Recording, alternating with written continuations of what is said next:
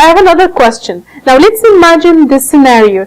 You have an audio in your book that you have to teach to the students, and this audio is more than 6 minutes.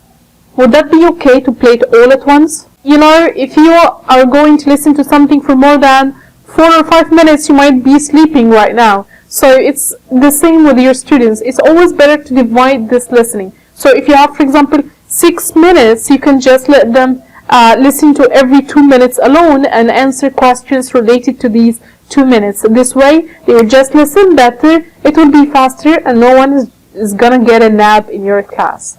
Now let's say that there is noise outside the class. Would you still be playing the video or the audio? Of course not. It's always better to delay it a little bit until the class is quieter and the students would be able to hear what the audio is about. But if there is no other way, you can this time, to have to do it and just make sure that it is loud and clear enough for them.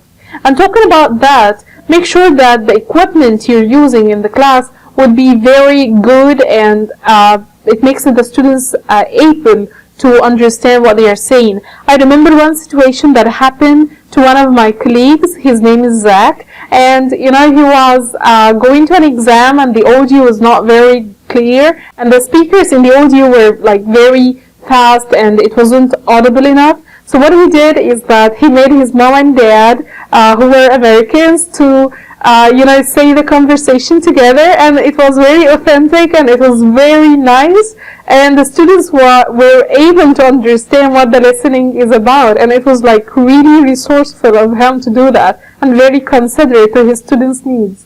If your students do not understand from the first time, can you tell them, no, that's it, we're not going to repeat anymore, you missed your chance? Of course not. We need to repeat the listening at least 2 or 3 times for our students to be able to understand. And remember, they do not really have to understand everything. I mean, for us as, non-native speakers, we do not really get 100% of what we're listening to, but we're just trying to understand the gist or the general idea or the most important details in an audio that we are listening to. If one of the students answers a question to the listening and his question or his answer is correct, would you acknowledge his answer?